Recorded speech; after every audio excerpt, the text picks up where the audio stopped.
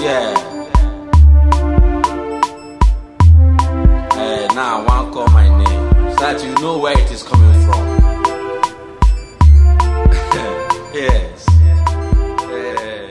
Hello? Hello?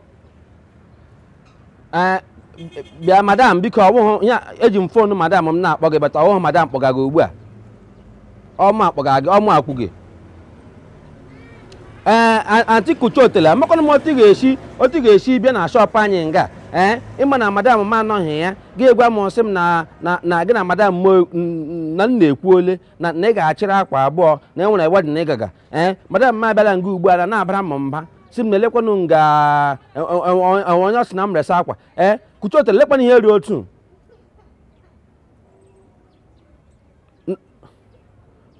Na ụjọ atọ m na-akpọ gị Kuchotele etigere m ga-ntị m na-etiri ga ntị iwa ntị onye iwa ntị aghụghọ. Ele otu ga-esi gwa m na gị na madam m na-ekwu ole gị na okwuru na mmụọ kwuru na mmadụ. Ele ụdịrị ihe dị ihe ịchọ ka chọọ m n'ọrụ. Madam biko elechi ga-eweta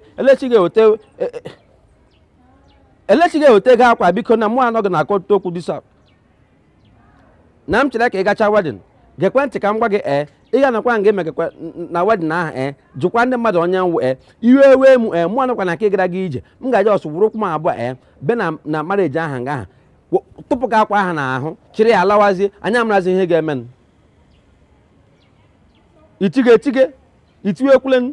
itiwekwulen ma gabịa nga abachiri akwa abụọ akwa Hollandis ma lace ọta ka ị gara wedding wedding niile mmiri eji ego iji asa akwa ọ ga-echi were ka ị nwere nwe ochie yiri ji gaa ele ihe na-eme arịdị gaghị mgbe ọbụla even ahịa madam m nọ na-eji m na akwụkwọ na iji ụgwọ kemgbe 3 years ekwubeghị ụgwọ gị na-asị na gọvanọ akwụbeghị ụnụ ụgwọ.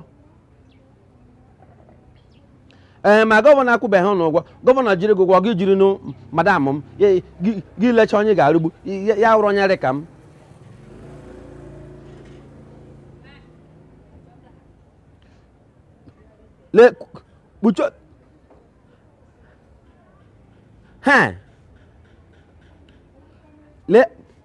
Jụkwa ajụjụ madam gwakwa gị onye nwụ maka na ọtụtụ ndị mmadụ emekwala m ha ihe dị otu a akwụkwọ m aka na-arụgbuo. In fact ma ị na-eweta ego akwa ahụ enwe ihe ga-eme n'ụwa ka gị yiri akwa ahụ aga wedding ahụ ama aga na wedding ahụ chịrị gị n'onwe m ama ejike ka onye ara satị m na-achakọ gị ihe nle nọ gị n'ahụ onye ọbụla na-eri ọsọ.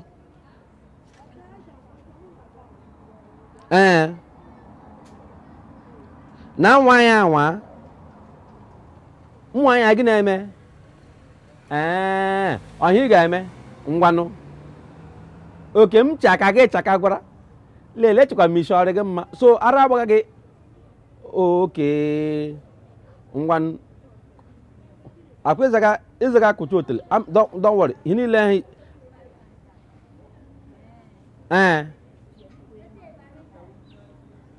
ụmụ boys gị dịkwa agadi nwanyị bebi ike o akwa ihe anyị mere ji hapụ di gị esi ego niile onye ga-ego rice gị were azụrụ akwa enye gị ego beans gị were azụrụ akwa enye gị ego nnu gị were azụrụ akwa enye gị niile enye gị iji gị na-eji ya nnọọ na-azụrụ akwa ebe n'ụlọ n'ime ụlọ akwa everywhere akwa enwekwanụ ọrụ gọọmenti ọnwere ga klina ka ewu enweghị ka ịrụzi gị ịbịa gị yiri akwa asị gị zaa ihe ga-esi ha na makwa ego ole zụrụ akwa ego ole zekwara n'akwa enwekwana ihe kwụrụ.